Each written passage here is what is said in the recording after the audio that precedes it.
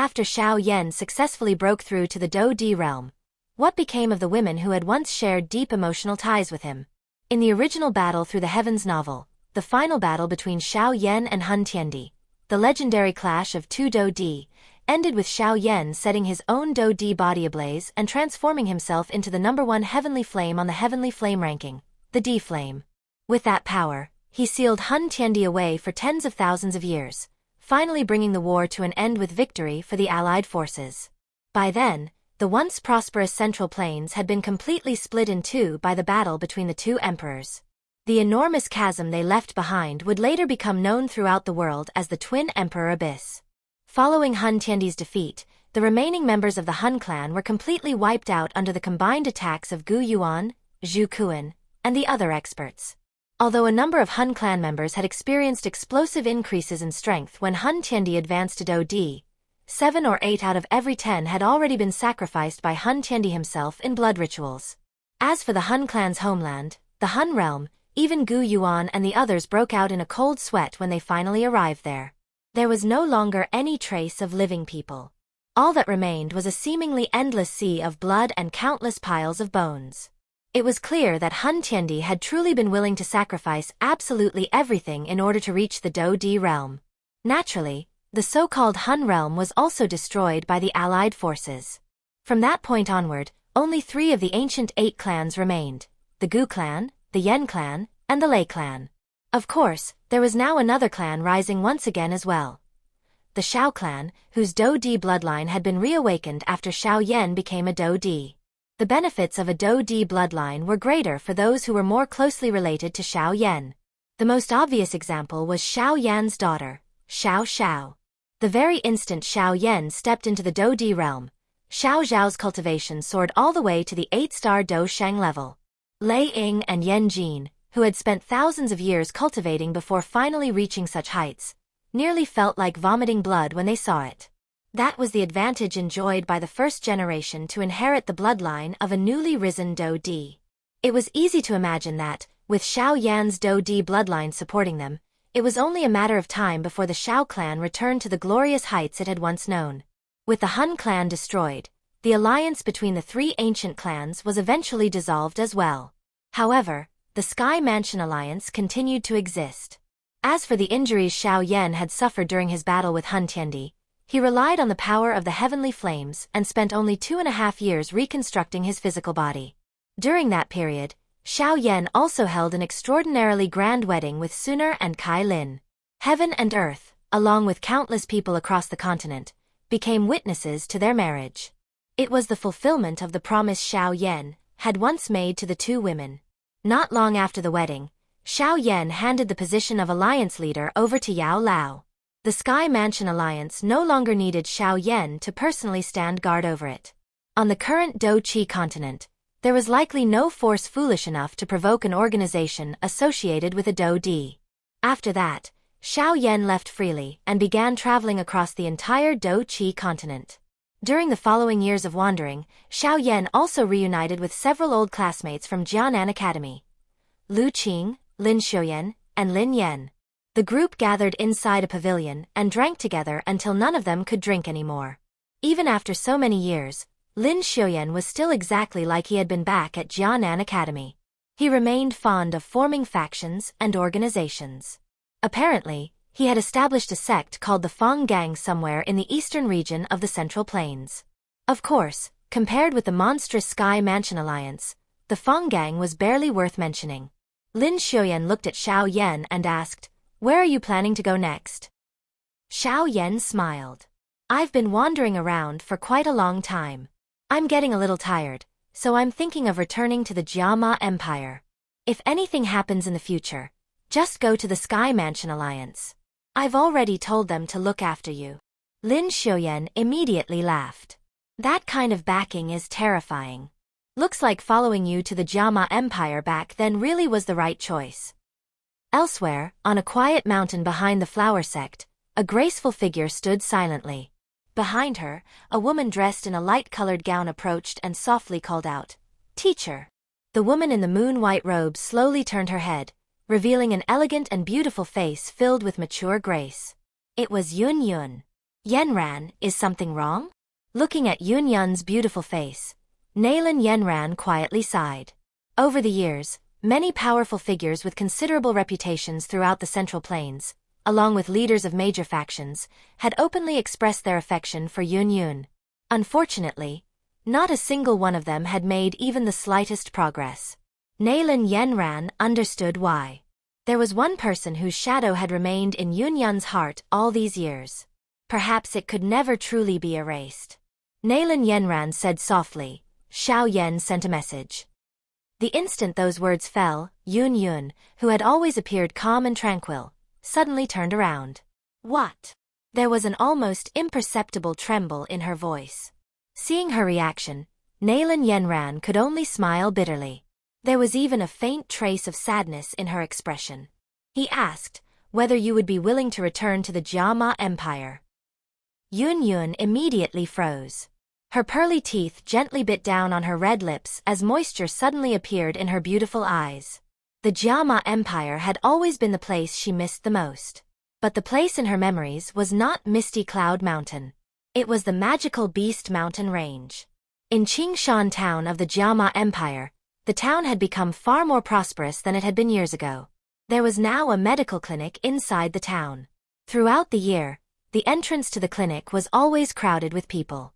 Some were injured mercenaries, while others were wounded people who had traveled from distant places specifically to seek treatment. As long as a person still had even a single breath left, the physician inside could almost always send them walking out alive and healthy again. Because of this, the clinic had become one of the most respected places in all of Qingshan town. Inside the clinic, a woman dressed in white smiled gently at the patient before her. Take the medicine home, boil it into a liquid, and apply it to the wound. That will be enough. Sunlight poured down through the roof and illuminated the gentle smile on her beautiful face. The injured man sitting opposite her stared blankly. Holding the medicine packet in his hands, he eventually walked away in a daze. Even after leaving, that warm smile continued appearing in his mind.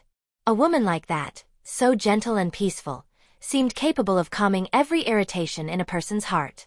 Once the patient left, the person next in line immediately brightened and prepared to step forward. However, before he could move, another figure suddenly slipped past him and sat down on the chair first. Everyone froze. A moment later, furious expressions appeared on their faces. Someone glared at the newcomer with killing intent. Are you trying to die? The woman in white continued arranging the medicines beside her without even raising her head. Her voice remained gentle. Please wait in line. The man shamelessly sitting on the chair suddenly chuckled. We know each other so well. Surely I don't have to wait in line? The frivolous words left everyone around them stunned. Was this man an idiot? He actually dared to tease her? Did he truly think this seemingly delicate woman was just some ordinary physician? The surrounding gazes immediately became filled with pity. Some people even shook their heads and sighed. Others were furious that this stranger dared to disrespect the woman they regarded almost like an untouchable fairy. Everyone waited eagerly for the inevitable tragedy. However, just as they expected the woman in white to teach the intruder a lesson, the delicate hand she was using to arrange the medicines suddenly trembled. She froze for a moment. Then she hurriedly turned her head. A familiar smiling face appeared before her. Her pearly teeth immediately pressed lightly against her red lips. The black-robed man smiled. You left all by yourself. Weren't you afraid of being lonely? The furious crowd behind him immediately fell silent in confusion. Before they could understand what was happening, the woman in white answered in a clear, playful voice. You refused to come with me, so what else could I do besides leave by myself? Everyone around them looked as though they had been struck by lightning. In the capital of the Jiama Empire, Jiama Sacred City, an especially important event was taking place. It was significant not only to the Jiama Empire, but to the entire northwestern region. The Yan Alliance's Grand Auction, held once every 2 years, was about to begin. The auction venue stood in the center of Jiama Sacred City, at the former headquarters of the Middle Clan. Beneath an enormous crystal dome hundreds of meters high, countless figures filled the seats. The atmosphere inside the auction hall was exceptionally lively. Of course, The excitement was not entirely because of the treasures being auctioned. A large part of it came from the woman standing on the auction stage. She wore a fitted red qipao that perfectly displayed the mature, voluptuous curves of her body. Every smile and movement carried an irresistible mature charm. Many of the men present naturally harbored fantasies about the stunning beauty on the stage. However, all of them understood that she was far from being merely decorative. Her cultivation talent was not particularly outstanding, and she had only reached the Do Huang level with the help of medicinal pills. Yet countless Do Zong experts willingly served beneath her command, some even prepared to sacrifice their lives for her. Who would dare call a woman capable of that merely a beautiful ornament? Moreover, much of the Yan Alliance's extraordinary prosperity throughout the northwestern region had come from her remarkable financial and commercial ability. She had even earned a special title, the Queen of Gold. Her name was Mittel Yafei. Standing on the auction stage, Yafei's soft, seductive voice echoed throughout the hall. The Thunder Movement Technique. Starting price, 3 billion. The announcement immediately caused a stir. Many people stared at the stage with heated eyes. Whether their excitement was truly directed at the Thunder Movement Technique or at Yafei herself was difficult to say. Nevertheless, a low-level Tian-class Qi method still carried enormous value, so numerous guests were clearly preparing to bid. Just as the auction was about to begin, an inappropriate laughing voice suddenly rang out. 3 billion? Can't you make it a little cheaper? Everyone froze. Then laughter erupted throughout the hall. Who was this idiot? Did he think this was a vegetable market where people could bargain over prices? Countless gazes followed the direction of the voice. Finally, they landed on a seat in the front row. That chair had originally been empty. Yet somehow, a young man dressed in black had appeared there without anyone noticing. Yafei also froze at the sudden interruption. Her beautiful eyes turned toward the chair.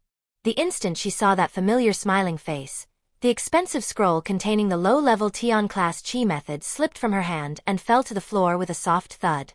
The black-robed young man looked at the breathtaking woman who had become even more mature and alluring than she had been years ago.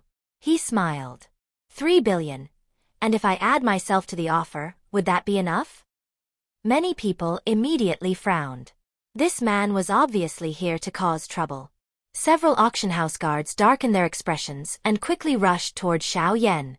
The audience sat back, waiting to enjoy the spectacle. However, Yafei simply stared at the man. She looked into those dark eyes that were still as clear as they had been years ago. After a long moment, a captivating smile slowly appeared on her face. I suppose I could consider it. Her seductive voice echoed throughout the auction hall. The previously noisy venue instantly fell completely silent. Even the approaching guards froze in place with blank expressions. Time passed like flowing water, never stopping for anyone. Before anyone realized it, more than 10 years had passed since the legendary battle between the two Do Di. The Do Qi continent continued producing talented individuals, and new experts constantly emerged to add even more excitement to the world. As for Flame Emperor Xiao Yan, he had almost completely disappeared from public view during those years. Yet the legends surrounding him had never faded. Instead, as they were passed from person to person, they became increasingly mythical and awe-inspiring. Within the Jiama Empire, a large estate stood near the center of Wu Tan City. Inside its courtyard, several children rolled around and played happily, their laughter continuously filling the air. On a stone chair nearby, a young man rested with both arms behind his head. A blade of grass hung lazily from his mouth as he narrowed his eyes and enjoyed the warm sunlight. Beside him sat a young woman dressed in pale green. Her delicate hands skillfully peeled a piece of fruit before gently placing it into the young man's mouth. Just as she prepared to stand up, an arm suddenly wrapped around her slender waist. The young man pulled her close and planted a hard kiss on her cheek. Her face immediately flushed red. The green-clothed woman scolded him shyly. Lina and the others are still over there. Xiao Yan grinned dismissively. So what if they see? We've been husband and wife for years. Before he could finish speaking, a sturdy little boy suddenly ran over. Placing both hands on his hips, the boy declared loudly, Father, you're bullying Mother again. I'm going to tell Mother Kai Lin. Xiao Yan rolled his eyes. You little brat. You actually dare threaten your father? Go play somewhere else. After sending the child away, Xiao Yan smiled again. Then he slowly raised his eyes toward the sky. The smile on his face gradually faded. Sooner, do you know why all the Do-Di who once existed on the Do-Chi continent eventually disappeared? Sooner froze slightly. Why? A faint light flickered within Xiao Yan's eyes. Perhaps, they left the Do-Chi continent. Sooner looked startled. They left. Xiao Yan wrapped an arm around her. That feeling has been growing stronger. In 6 months at most, we may finally have an answer. Sooner nodded gently. However, the arms wrapped around Xiao Yan's waist unconsciously tightened. 6 months later, at the headquarters of the Sky Mansion Alliance, Zhu Kuan stood atop a towering stone tower beside Xiao Yan. Turning his head toward Gu Yuan, Zhu Kuan asked, "Do you think what Xiao Yan said is actually true?"